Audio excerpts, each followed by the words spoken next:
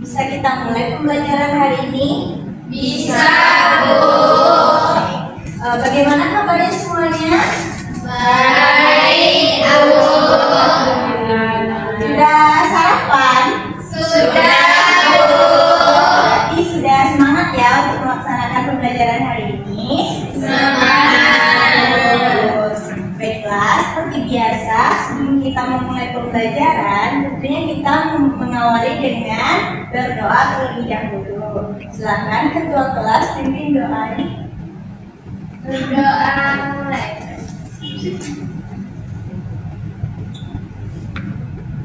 Selesai. Semoga pembelajaran kita hari ini berkah dan apa yang kalian dapatkan bisa kalian terapkan. Ibu absensi dulu ya. Iya, Bu.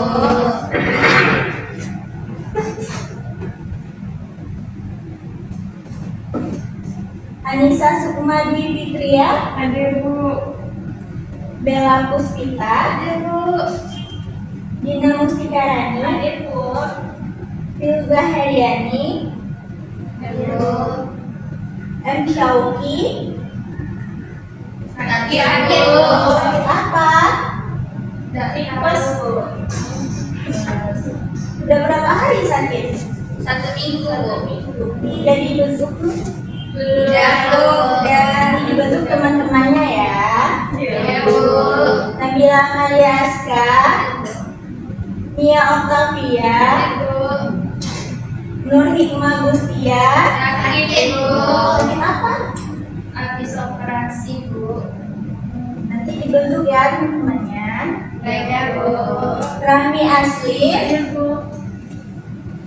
Rahmi Ia Fitri, Hadir, Bu. Ruri Indriani, Hadir, Bu.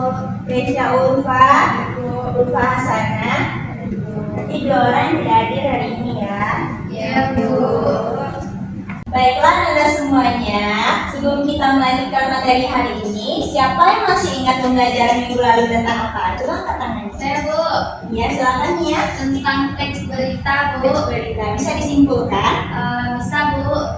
Teks berita yaitu teks yang berisikan mengenai informasi tentang suatu kejadian atau peristiwa yang sedang terjadi dan hangat diperbincangkan oleh banyak orang, Bu.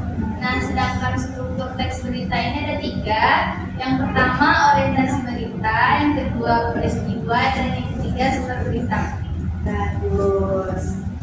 Semuanya mengerti? Ada yang mau ditanyakan mengenai pembelajaran minggu lalu? Tidak, Bu. Bisa kita lanjutkan ya? Bisa, Bu. Ada di file modul yang dikirimkan di WA group kemarin? Ada, Bu. Siapa yang tidak baca? Baca semua? Baca, Bu. Bagus. Kalau baca semua, sekarang kita mempelajari teks apa? Teks cerpen, Bu. Coba Dina jelaskan pada teman-temannya pengertian dari teks cerpen. Baik, Bu. Teks cerpen adalah karya sastra pendek yang bersifat fiktif dan mengisahkan suatu permasalahan, Bu. Umumnya cerpen mengisahkan suatu permasalahan yang disajikan oleh satu tokoh. Cerpen terdiri kurang dari 10.000 kata sehingga dapat selesai dibaca dalam sekali duduk. Bagus. Bisa dipahami semuanya? Bisa, Bu. Nah, jadi cerpen itu merupakan salah satu jenis karya sastra pendek yang bersifat fiktif dan mengisahkan suatu permasalahan. Fiktif itu apa, Nisa? Khayalan, Bu. Bagus. Jadi teks cerpen pendek itu berdasarkan khayalan pengarang. Bisa dilanjutkan? Bisa, Bu. Selanjutnya kita masuk kepada unsur pembangun cerpen. Nah, siapa yang bisa menyebutkan apa saja unsur pembangun yang ada pada teks cerpen? Saya, Bu. Katanya? Iya. Unsur pembangun pada cerpen ada 7, Bu. Yang pertama yaitu tema, yang kedua alur atau plot, yang ketiga latar atau setting, yang keempat tokoh dan watak tokoh, yang kelima penokohan, yang keenam sudut pandang, terakhir amanat, Bu. Bagus. Nah, siapa yang bisa menjelaskan unsur-unsur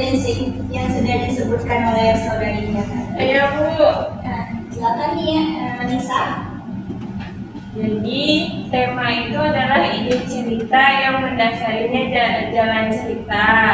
Terus yang alur atau plot itu merupakan urutan peristiwa atau jalan ceritanya.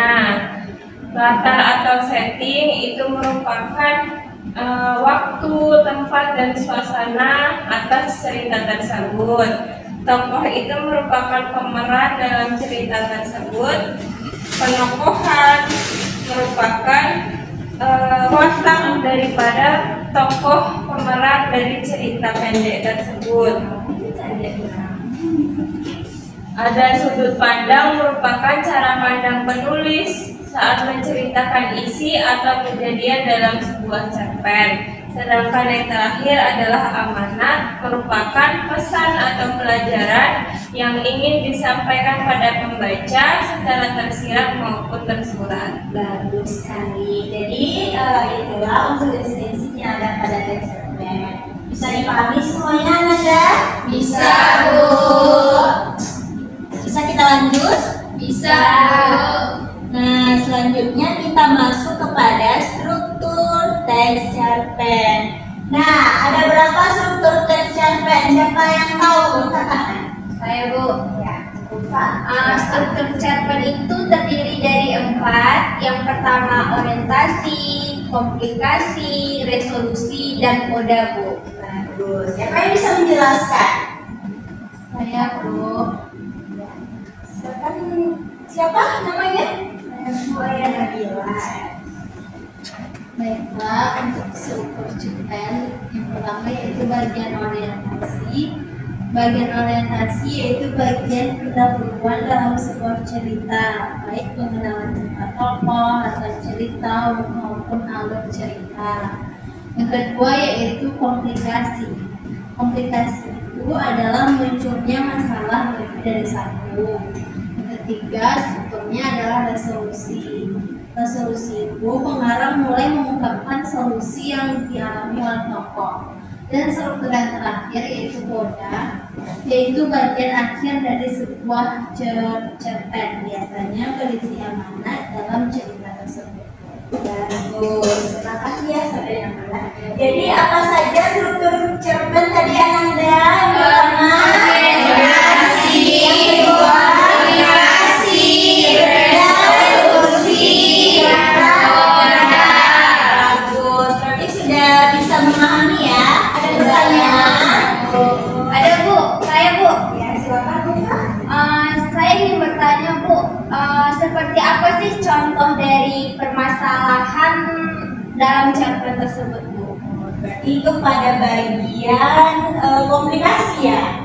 Nah, jadi pada bagian komplikasi itu pengarang menyebutkan masalah yang ada pada teks cerpen. Misalnya si Ufa mengangkat tema tentang percintaan. Nah, kira-kira apa masalah yang ada pada percintaan? Selingkuh. Apa lagi? Perdebatan. Perdebatan. Ya. Nah, misalnya kalau temanya tentang pendidikan, apa contohnya kira-kira masalah yang ada pada pendidikan? Masalah untuk sekolah. Nah, Biayanya, Bu, biaya sekolah. bisa paham ya, Ufa? Ya, Bu. Baiklah. Ada lagi yang mau bertanya? Tidak, Bu. Tidak ya. Berarti sudah bisa memahami materi hari ini? Bisa, Bu. Sudah siap diberi latihan? Siap, Bu. Sekarang Ibu hendak memberi kalian semua latihan berkelompok. Kelompoknya mau dipilih sendiri atau Ibu yang pilihkan? Pilih sendiri. Sendiri. Udah, coba bagi 2 kelompok. Duduk pada kelompok masing-masing ya.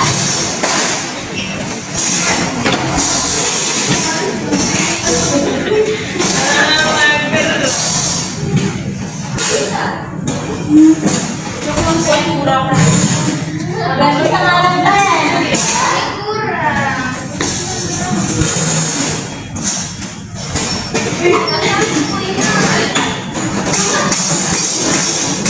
Macam ni.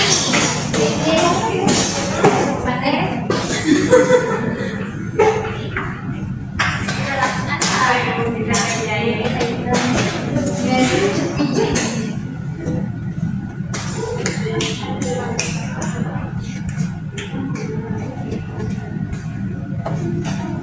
dapat kelompoknya? Sudah. Bagus. Kelihatan ya. Baik, Bu.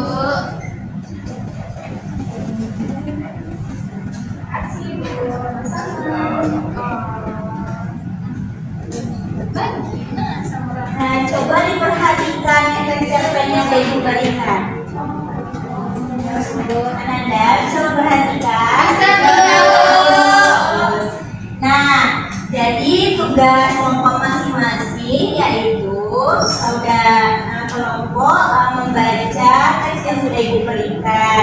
Selanjutnya tentukan struktur yang ada pada teks cerita tersebut. Nah, dan tentukan unsur intrinsik yang ada pada cerita tersebut. Ibu tunggu 10 menit ya.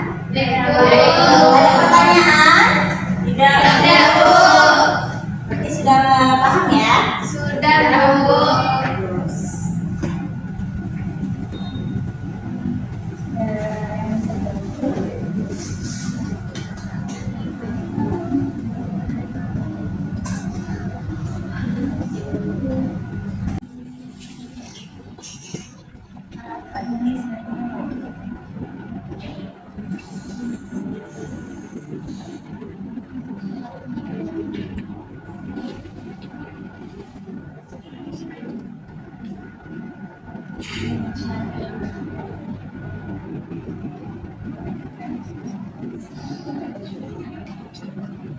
Bu, ini Iya.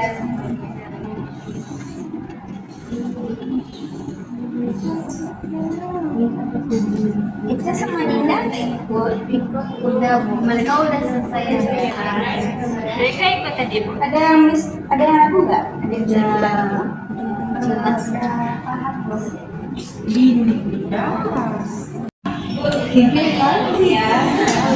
Ini kita dari cerpen ini kita menentukan struktur dari cerpen itu kan, Bu, apa saja buktinya seperti itu. Iya.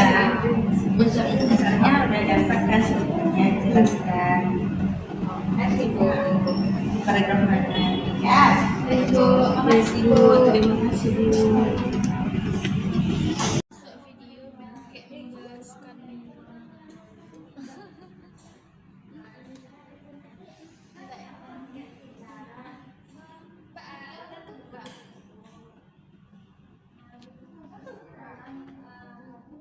Anda mau perhatiannya? Sudah selesai? Siap untuk presentasi? Nah, silakan perwakilan kelompok mempresentasikan hasil diskusinya ya. Baik, Bu. Kelompok satu mana? Ibu. Kami, Bu. Tanya. Silakan. Perwakilannya.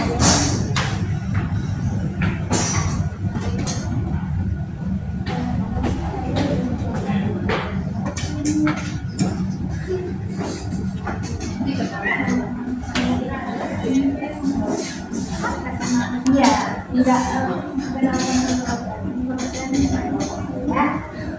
Assalamualaikum warahmatullahi wabarakatuh. Waalaikumsalam warahmatullahi wabarakatuh. Kenalkan, saya Rahmidian Fitri, perwakilan dari kelompok 1. Izin menyampaikan hasil diskusi kami tentang cerpen dengan judul Harapan yang Tersenyum di Tengah Badai. Struktur yang pertama yaitu orientasi. Dalam cerpen ini terdapat pada paragraf pertama yaitu di sebuah desa kecil yang terletak di lereng gunung hidup seorang gadis bernama Maya. Dia adalah anak yatim piatu yang tinggal bersama neneknya, Nenek Siti, setelah kehilangan orang tuanya dalam sebuah bencana alam. Maya tumbuh dengan penuh kebaikan dan tekad kuat untuk meraih cita-citanya menjadi seorang dokter. Setiap hari dia berjalan kaki beberapa kilometer menuju sekolah sederhana di desanya dengan harapan suatu hari bisa menyelamatkan nyawa orang-orang yang membutuhkan pertolongan. Yang kedua yaitu komplikasi. Namun kehidupan Maya tidak pernah tidak pernah mudah. Desa mereka sering dilanda badai dan tanah longsor, menyebabkan kesulitan bagi mereka untuk memenuhi kebutuhan sehari-hari. Nenek Siti meskipun penuh kasih terkadang terlalu khawatir akan masa depan cucunya. Cita-cita Maya untuk menjadi dokter tampak semakin jauh mengingat kondisi ekonomi keluarga yang sederhana. Suatu hari Maya menemukan undangan untuk sebuah kompetisi penulis esai dengan hadiah beasiswa besar ke perguruan tinggi kedokteran ternama. Hatinya berdesir bersemangat dan dia mulai menulis esai yang memukau tentang perjuangan desanya dalam menghadapi bencana alam. Selanjutnya resolusi, Maya mengirimkan esainya dengan harapan besar.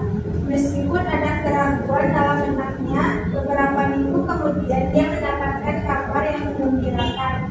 Esainya terpilih sebagai pemenang kompetisi dan dia mendapatkan beasiswa untuk belajar di perguruan tinggi kedokteran Indonesia. Yang selanjutnya Maya berangkat ke perguruan tinggi kedokteran dengan perasaan campur aduk. Dia tahu bahwa tantangan baru akan menantinya, tapi dia tidak pernah kehilangan harapan. Tema dari cerpen ini yaitu tentang keteguhan hati, harapan dan kebaikan dalam menghadapi kesulitan. Alur cerita mengikuti perjalanan hidup Maya dari kehilangan orang tua hingga menyenangkan beasiswa dan pergi ke perguruan tinggi kedokteran. Latarnya adalah tempat di desa kecil di wilayah Ningrum. Latar waktu kisah ini berlangsung dalam beberapa tahun dengan puncaknya saat Maya menggunakan beasiswa. Tokohnya, untuk tokoh utamanya ada Maya, tokoh pendukungnya Nenek Siti. Penokohannya, Maya digambarkan sebagai seorang yang penuh tekad, bersemangat untuk mencapai cita-citanya dan memiliki kemampuan menulis esai yang luar biasa.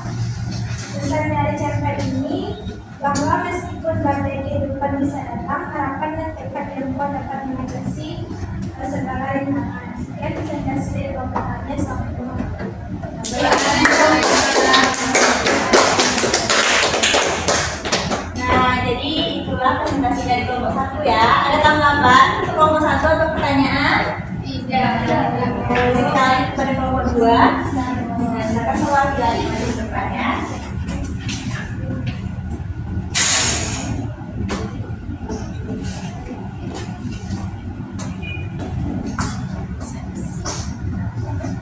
Baiklah, saya perwakilan dari kelompok 2 akan mempresentasikan hasil diskusi kami tentang struktur dan unsur dari cerpen pada cerpen dengan judul Menemukan Dompet. Strukturnya yaitu yang pertama orientasi. Orientasinya adalah ketika Angga merasa bingung mencari pekerjaan dan setelah beberapa bulan tanpa jawaban dari berbagai tidak ada ngobrol dengan teman. Kan ya. Ia juga merasa hambar dan kebingungan tentang apa yang akan dilakukan dengan hidupnya. Yang kedua yaitu komunikasi. Pada cerpen ini Angga menemukan sebuah dompet yang berisi uang dan dokumen penting di dalamnya. Sebagai pilihan, mungkin bisa saja si Angga mengambil uang dalam dompet tersebut, tetapi dia memutuskan untuk mengembalikan uang tersebut kepada pemiliknya. Untuk yang resolusi pada cerpen ini yaitu ketika Angga mengembalikan dompet kepada Pak Handi, pemilik dompet tersebut. Pak Handi menghargai kejujuran Angga dan menawarkan pekerjaan padanya. Selanjutnya yaitu Koda. Koda mencakup Angga yang merasa terkejut dan bersyukur karena keberuntungan yang datang dalam hidupnya terhadap kebaikan yang dilakukannya pada Pak Handi. Unsur inti dari cerpen Menemukan Dompet itu yang pertama yaitu tema. Temanya yaitu tentang kehidupan sosial. Untuk tokohnya ada Pak Angga, ada Angga dan Pak Handi. Untuk penemuan yang pertama Angga adalah tokoh utama dalam cerpen ini. Dia adalah seorang yang mencari lama dan kebingungan. Angga terlihat jujur dan memiliki niat baik karena dia memilih untuk mengembalikan dompet yang telah ditemukannya di jalan. Dia juga mencari nasihat dari temannya tentang permasalahannya. Yang kedua, Pak Hadi. Pak Hadi adalah pemilik dompet yang hilang. Dia adalah tokoh yang beruntung karena Angga telah mengembalikan dompetnya. Pak Hadi terkesan baik dan jujur serta menawarkan Angga pekerjaan setelah mengetahui latar belakang dari pendidikannya. Untuk alurnya yaitu menggunakan alur maju, latarnya yaitu di trotoar rumah Pak Hadi, sedangkan latar suasananya sedih dan bahagia. Untuk sudut pandang yang dipakainya yaitu sudut pandang orang pertama. Untuk amanatnya yaitu kejujuran merupakan suatu sifat yang sangat mulia dan orang jujur akan memperoleh balasan tersendiri akan perbuatannya. Jadi aku sekelompok dua. Ada tanggapan untuk kelompok 2, kelompok 1? Tidak, Bu. Berarti sudah paham ya mengenai cara teks cerpen, menentukan strukturnya, menentukan unsur intrinsiknya. Sudah paham? Paham, Bu. Ada pertanyaan nggak? Tidak, Bu. Baiklah Anda semuanya, itulah materi kita pada hari ini mengenai teks cerpen. Nah, siapa yang bisa menyimpulkan mengenai materi kita hari ini? Coba angkat tangannya. Saya, Bu. Baik, Bu. Jadi teks cerpen itu adalah karya sastra pendek yang bersifat fiktif dan mengisahkan suatu permasalahan. Umumnya cerpen mengisahkan satu permasalahan yang disajikan oleh satu tokoh. Struktur dari cerpen ini ada 4, Bu. Yang pertama orientasi, yang kedua komplikasi, yang ketiga resolusi, dan yang terakhir koda. Bagus sekali. Beri tepuk tangan. Nah, sejauh ini ada pertanyaan nggak? Tidak, Bu. Berarti sudah paham ya? Paham, Bu. Kalau sudah paham, Ibu mau memberi kalian latihan dikerjakan di rumah. Jadi latihannya yaitu masing-masing membuat teks cerpen, bebas temanya tentang apa. Nah, tugasnya boleh diketik. Nah, yang hobi ngetik silakan diketik, yang hobi menulis silakan ditulis tangan, dan yang hobi buat konten video silakan diceritakan melalui video ya. Tugasnya nanti Ibu kirimkan linknya di WA group, link pengumpulannya. Baik, Bu. Baik, ada pertanyaan mengenai tugas? Tidak, Bu.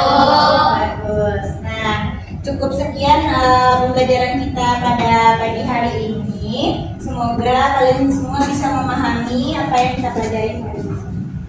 Baik, kita akhiri dengan alhamdulillah. Alhamdulillahirabbil alamin.